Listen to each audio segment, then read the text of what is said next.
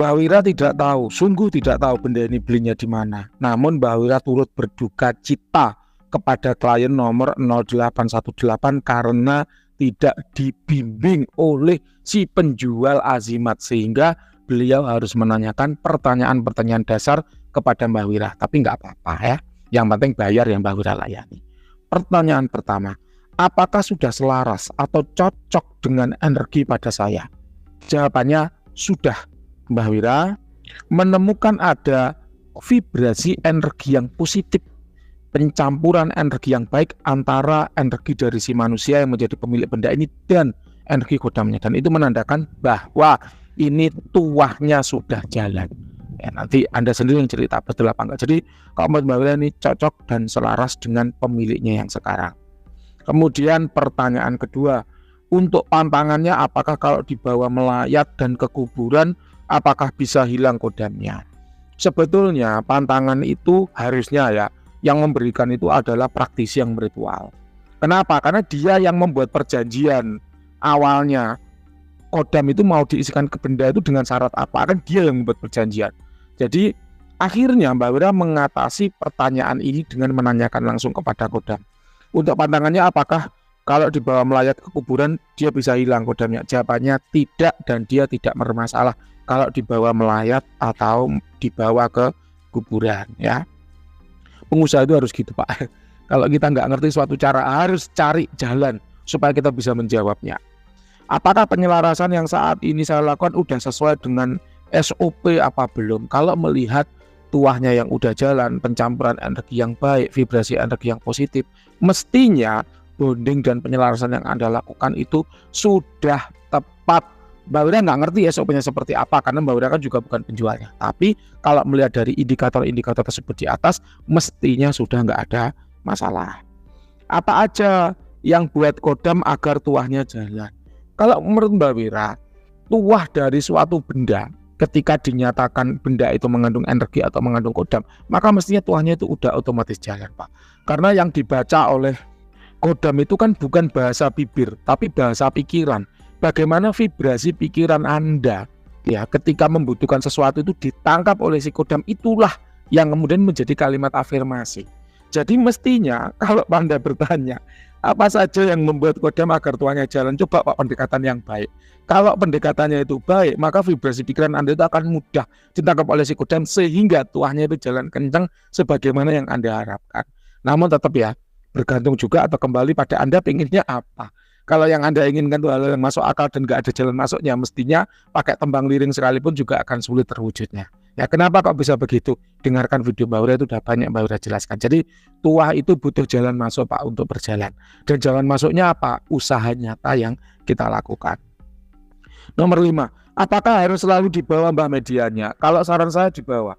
Kenapa? Karena dengan dibawa itu akan membuat ya menjalin kedekatan antara kita dengan si kodam. Kita akan selalu ingat karena kita membawa medianya. Kita suka, kita senang dengan medianya, makanya kita bawa-bawakan gitu. Dengan adanya rasa senang dan rasa suka itulah yang membuat kedekatan kita dengan kodam itu baik. Karena sebetulnya tua itu hanya masalah kedekatan aja. Kalau menurut Mbak Wira ya, semakin dekat kita dengan kodam, seringkali nggak usah diperintah tuh tuahnya udah jalan sendiri. Dan itu Mbak Wira buktikan berkali-kali ya. Ini terus terang aja ya. Mbak Wira cerita dikit. Mbak Wira itu kan jualan Azimat. Ini Mbak Wira tidak sedang promosi. Mbak Wira hanya menggambarkan bagaimana tua itu bekerja atau tua itu berjalan.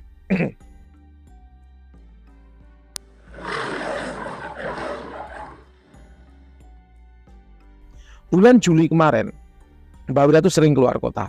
Karena Mbak Wira baru saja membangun rumah di luar kota. Lalu apa yang terjadi? Karena adanya kesalahan dalam manajemen keuangan, akhirnya uang Mbak Wira itu habis ya. Bukan cuma habis ya, tapi minus. Karena orang bangun rumah itu nggak cuma 10 juta, 20 juta Pak, tapi ratusan juta. Rumah yang sedang dibangun Mbak Wira ini nilainya miliar ya. Jadi karena kesalahan manajemen ya, kesalahan hitung-hitungan keuangan, akhirnya uang Mbak Wira itu habis dan ada beberapa tanggungan yang belum dibayar sehingga akhirnya itu minus. Pusingnya bukan main ya, pusingnya bukan main terus terang. Kemudian Mbak Wira itu grundel ya, tahu yang grundel ya? Grundel itu apa ya? Bergumam dalam hati. Walah, uang kok ya habis itu. Terus ini cari uang dari mana lagi nih, kayak gitu mikirnya tuh kayak gitu. Tiba-tiba Pak, di jam yang sama itu ada orang beli Azimat. Lumayan Pak, 6 juta gitu ya. Kemudian beberapa hari kemudian ya penjualan itu meningkat. meningkat banyak orang yang tanya-tanya closing, ada beberapa yang kelas elit, sehingga di bulan itu penjualan Bawira itu mencapai 3 digit, mencapai 3 digit, sehingga tanggungan ya terhutang ya itu bisa ditutup semuanya, sehingga Bawira kemudian menyadari ya, wah betapa baiknya ya Tuhan untuk sahabat saya ya, melalui kodam-kodam, melalui apapun lah itu, digerakkanlah duit itu agar datang ke saya sehingga semua tanggungan saya itu bisa terpenuhi. Itu saya nggak afirmasi sama sekali, cuman saya rutinkan bakar dupa ya.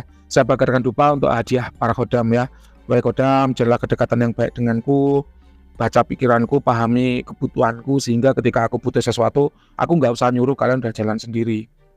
Dan itu bener adanya ya, Mbak Wira nggak usah nyuruh-nyuruh. Mbak Wira tuh konsisten lagi nyetir sambil ngelamun, sambil mikir, wah duit dari mana lagi nih, mikirnya kan kayak gitu. Ternyata betul ada transaksi yang masuk. Jadi ini adalah pengalaman ya dari Mbak Wira ketika kita itu udah dekat sama kodam. Seringkali kita itu nggak usah nyuruh apa-apa, Pak. Kodam itu udah ngerti kalau juragannya itu lagi susah, lagi butuh duit, itu paham, sehingga otomatis akhirnya dibantu dengan berbagai macam cara. Ya kalau istilahnya itu ya min haitsu la yahtasib ya, rezeki itu bisa datang dari arah mana saja yang tidak kita sangka-sangka. Silakan kalau ada yang ada pertanyaan karena jawaban Mbak Wira kurang jelas atau ada yang ganjil di hati, boleh ditanyakan, nanti kita bahas satu persatu. Ada tanggapan ya dari klien. Terima kasih banyak Mbak atas wawancara dengan kodamnya, sangat membantu sekali Mbak dalam membantu klien yang butuh jasa konsultasi spiritual. Artinya klien puas ya dengan layanan yang Mbak Wira berikan. Jadi saya tahu akan proses penyelarasan saya selama 7 hari ini, karena tinggal nanti malam penyelarasan terakhir. Nah, media itu belum sama sekali saya bawa Mbah, karena belum selesai penyelarasan. Nah, ini sebetulnya sangat disayangkan ya. Kenapa? Karena begini Bapak Ibu semua, ibarat Anda sakit, misal tangan Anda kena luka gitu ya, lalu Anda pergi ke puskesmas. Begitu Anda bilang, saya kena luka nih, butuh bantuan dokter untuk disembuhkan, untuk dijahit lukanya. Oh tunggu, penyelarasan dulu 7 hari gitu ya. Nah, itu lukanya selak kemana-mana ya.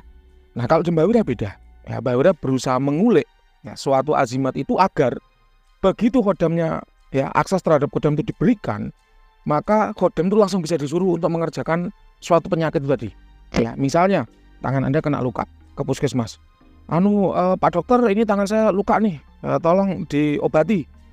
Dokternya langsung jahit. Oke, langsung masuk ke ruang operasi, dijahit. Nah, pengerjaan dari afirmasi itu langsung ketika akses diberikan, pengerjaannya langsung dikerjakan saat itu juga, on the spot. Cuman kalau masalah hasilnya terlihat atau tidak, sembuh atau tidak, itu memang nunggu beberapa hari, bergantung pada tingkat ya, berapa parah penyakit yang sedang diatasi ya.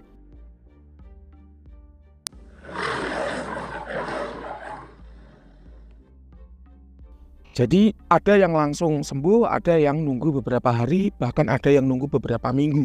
Kenapa? Karena bergantung tingkat penyakitnya itu tadi. Ibarat Anda, cuman kena silet Pak dokter kecil, oh ini nggak usah dijahit, itu cukup dihansaplas, pulang sembuh. Tapi kalau jahitannya sampai 3-5 kan nunggu seminggu. Jahitannya dilepas, lukanya rapat, proses pemulihan, baru nanti kerasa perlahan-lahan tidak sakit. Jadi proses penyembuhan itu tidak instan Pak.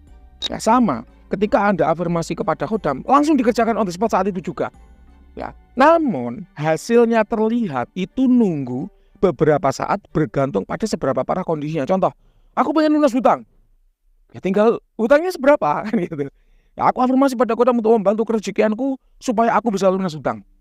Kok nggak kelihatan ya Mbak hasilnya? Kita lihat dulu hutangnya berapa. Kalau hutangnya cuma 100.000, 200.000 ya mungkin sekali kerja sehari langsung dapat duit lebih, bisa buat bayar hutang. Langsung kelihatan hasilnya. Oh iya betul, saya sudah lunas hutang hari pertama ya, memiliki kodam langsung lunas hutang. Terima kasih Mbak Wira. Kelihatan karena hutangnya hanya sepele, hanya kecil, hanya remeh. Ibarat penyakit hanya kena silat atau kena kata. Beda cerita kalau hutangnya 1 miliar. Hutangnya berapa? 1 miliar. Pekerjaannya apa? Dagang. Dagangnya apa? Dagang soto. Wah, dagang soto ini sehari nggak nyampe 1 juta, ini paling sehari 300.000. Kalau untuk 1 miliar nunggu beberapa bulan. Mbak ini kenapa sudah 1 minggu kok hutang saya nggak lunas-lunas, tuahnya belum kelihatan. Ya kan sedang dikerjakan, hutangnya aja 1 miliar, masa minta seminggu langsung lunas? Kodam kan bukan Tuhan Mbak ya, kan semua juga dikerjakan perlahan-lahan, step by step. Kecuali hutang Anda 100.000 ya, itu sehari langsung bisa selesai. Tapi kalau 1 miliar masa ya seminggu belum kelihatan terus protes gitu loh Pak. Ibarat jahitan 5 kan ini dikerjakan dulu Pak, dijahit dulu, setelah seminggu kemudian jahitannya dilepas dulu. Setelah jahitannya dilepas, nunggu pulihnya, nunggu nggak sakitnya kan gitu Pak. Kecelakaan juga gitu. Kecelakaan kalau cuma lecet seminggu sembuh, Pak. Aku perintahkan padamu kodam untuk mempercepat penyembuhanku. Habis kecelakaan cuma lecet seminggu beres, Pak. Udah seminggu udah kelihatan hasilnya. Tapi kalau itu patah tulang, apalagi sampai gegar otak, ya seminggu nggak selesai, Pak. Itu bisa setahun baru sembuh, Pak. Mbak Wira, ini kenapa kodamnya seminggu kok belum kelihatan tuanya? Emang disuruh apa, Pak? Healing, Mbak, penyembuhan. Sakitnya apa? Habis kecelakaan, Mbak. Terus sakitnya apa? Patah tulang sama gegar otak. Ya kalau seminggu ya belum toh, Pak. Kan ya proses dikerjakan. Sama kalau Anda berobat ke dokter, Pak dokter, saya habis kecelakaan, sakit apa? Patah tulang sama gegar otak. Terus dirawat seminggu belum selesai, masa ya terus dokternya Anda protes, Pak dokter, kenapa saya belum sembuh-sembuh? Udah seminggu padahal saya dirawat di rumah sakit. Ya kita lihat dulu, Pak, sakitnya apa. Kalau sakit paru ya seminggu beres, Pak. Lah ini patah tulang sama gegar otak, masa ya seminggu minta sembuh gitu, Pak. Ini adalah penjelasannya bahwa namanya kodam itu selalu bekerja ketika disuruh. Namun untuk hasilnya ya nunggu dulu, Pak. Ya, tergantung apa? Seberapa parah kondisi yang diselesaikan. Bah, aku afirmasi pengasihan. Terus sehari langsung kelihatan, bah, tadi kenalan cewek di gym, langsung dikasih hadiah. Hadiahnya apa? Diajak nonton, tiket sama itu ada, dia punya TV layar lebar, saya dikasih gratis. Itu ada testimoninya dulu. Saya lihat, oh ternyata Chinese, Pak. Wajahnya memang sudah putih, bersih, ya, ganteng, sehingga ibarat penyakit cuman kecil aja, Pak. Sentuhan dikit ASEAN beres. Ya, ketika ada orang yang kenal langsung senang, langsung suka, langsung royal ngasih hadiah. Mbah, selalu afirmasi ASEAN, terus udah seminggu nggak kelihatan. Waduh, lah ini wajahnya aja berminyak, penuh dengan jerawat, malas mandi, tidak perawatan, bajunya ala kadarnya. Ya tunggu toh, itu seminggu pun belum tentu bisa beres itu, Pak. Gitu, jelas ya ini ya.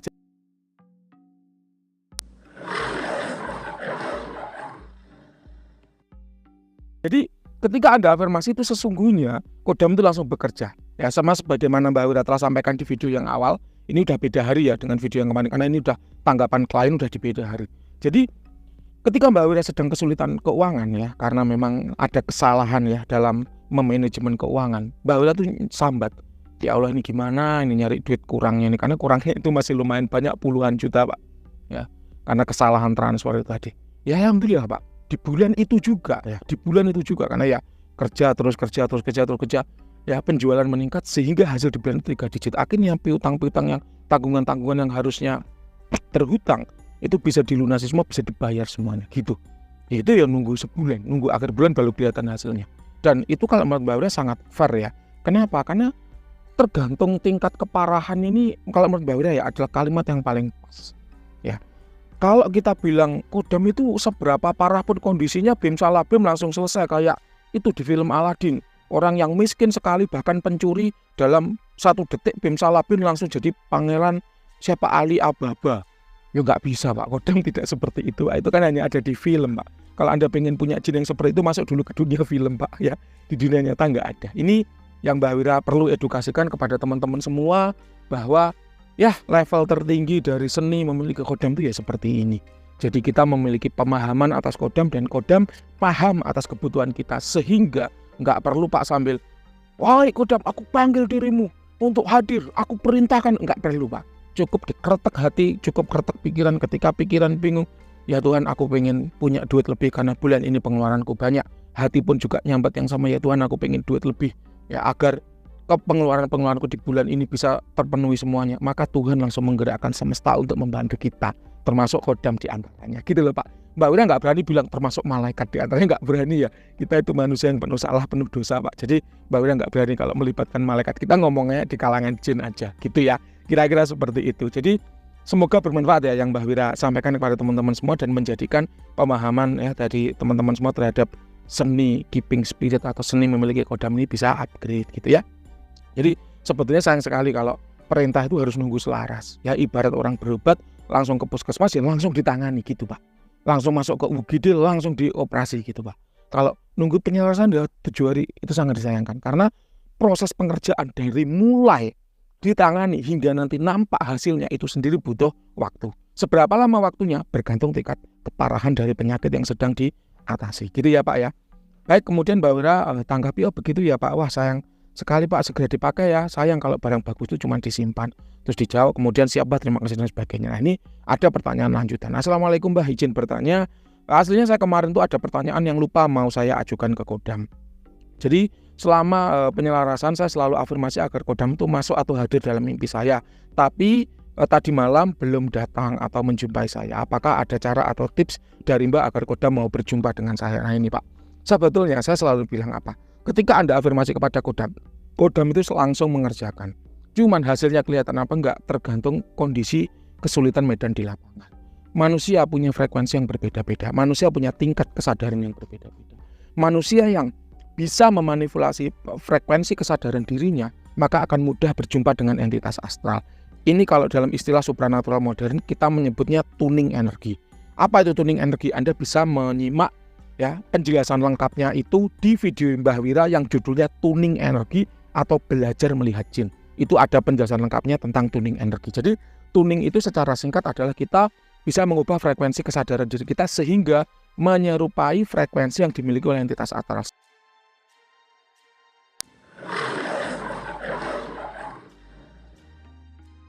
Sehingga kalau frekuensi itu sama, ketika kita komunikasi atau interaksi itu nyambung.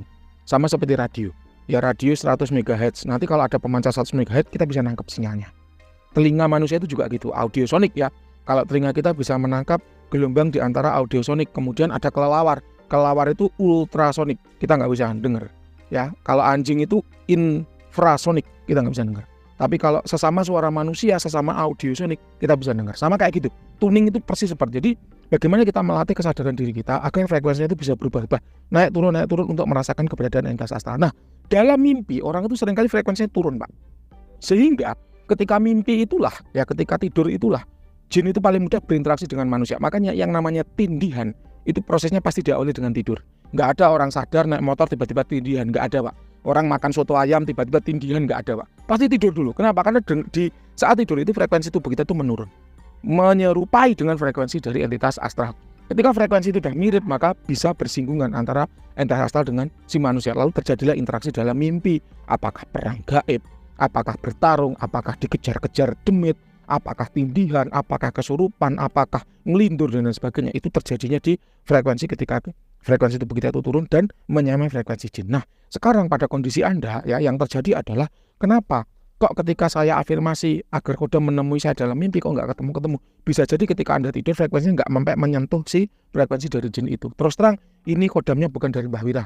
Mbah Wira tidak sedang membela siapapun. Di sini Mbah Wira hanya memberikan edukasi, menjawab pertanyaan dari klien. Jadi tidak ada unsur pembelaan apapun di sini. Ya, hanya menjelaskan supaya kesadaran Anda meningkat, supaya pemahaman Anda bisa meningkat. Nah, kita kembali. Terus yang kedua, selain faktor frekuensi, yang kedua, seringkali kita saat bangun tuh lupa. Tadi malam mimpi apa ya? Bisa jadi si kodam sudah menemui kita di dalam mimpi tadi malam. Tapi ketika kita bangun kita lupa. Ya, ketika kita bangun kita lupa karena mengingat mimpi itu sesulit mengingat wajah orang yang belum pernah kita jumpai sebelumnya. Sulitnya minta ampun. Coba dalam sehari Anda berkendara di motor atau di mobil, lihat berapa puluh wajah. Bisa nggak ingat semuanya? Sulit kan? Nah, sesulit itulah mengingat mimpi ketika kita udah bangun tidur. Dan itu butuh latihan dan bisa dilatih. Ya, jadi caranya gimana? Ketika kita bangun, kita ingat-ingat tadi aku mimpi apa ya, lalu kita catat. Ya, nanti kalau besok tidur lagi juga gitu. Ketika bangun diingat-ingat, tadi aku mimpi apa ya, dicatat gitu Pak. Itu latihannya kalau Anda ingin sadar dalam mimpi. Yang kedua itu tapi tadi apa? Frekuensi, kemudian lupa ya. Kemudian yang ketiga adalah ketidaksadaran. Jadi gini. Ketika kita berjumpa dengan sosok ya entitas astral dalam mimpi, karena kita belum kenal, seringkali kita nggak sadar kalau kita udah menjumpainya. Ya, aku ya pernah ketemu ya sama kamu di mana ya? Entahlah saya lupa. Kemarin kamu makan soto ayam di Pakti nggak? Oh iya saya makan soto ayam. Itu berarti kamu duduk di sebelahku. Oh gitu ya iya. Itu baru ketemu. Nah sama. Kenapa? Karena belum pernah kenal sebelumnya. Sehingga ketika kita sudah berjumpa dengan entitas astral itu dalam mimpi, seringkali kita nggak sadar kalau itulah kodam yang berusaha menemui kita. Karena seringkali juga mereka hadir ke dalam mimpi dalam bentuk perlambang. Bisa ketemu dengan wanita, dikejar-kejar wanita, mimpi nangkep burung. Kalau misal jinnya itu bisa berubah jadi hewan ya, nangkep burung, ya, mimpi nangkep ular, mimpi nangkep ayam dan sebagainya. Itu semua adalah perlambang. Dan kalau kita mau belajar tentang mimpi ini sebetulnya masih panjang ya. Saya berharap Anda memahar azimatnya Mbah Wira ya. Saya harap ini terus terang aja. Kenapa? Karena dengan begitu saya bisa dengan mudah mengajarkan semua ilmu, wawasan, pengalaman yang saya miliki kepada Anda terkait dengan supranatural.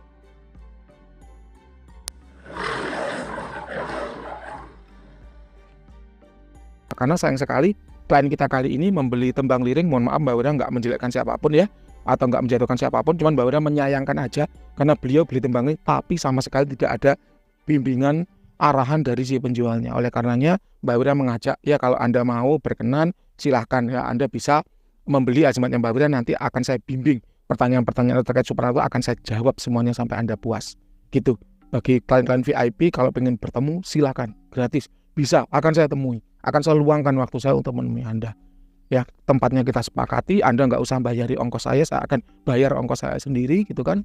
Ini khusus untuk klien VIP ya. Nanti ketika Anda tatap muka, Anda mau minta ilmu apa, saya ajari ya. Anda pingin tanya apa, konsultasi tentang apa, pingin meningkatkan pemahaman tentang apa, saya ajari semuanya. Jangan takut, jangan ragu. Begitu kira-kira yang bisa saya sampaikan. Silakan kalau ada yang kurang jelas boleh ditanyakan. Terima kasih, selamat pagi.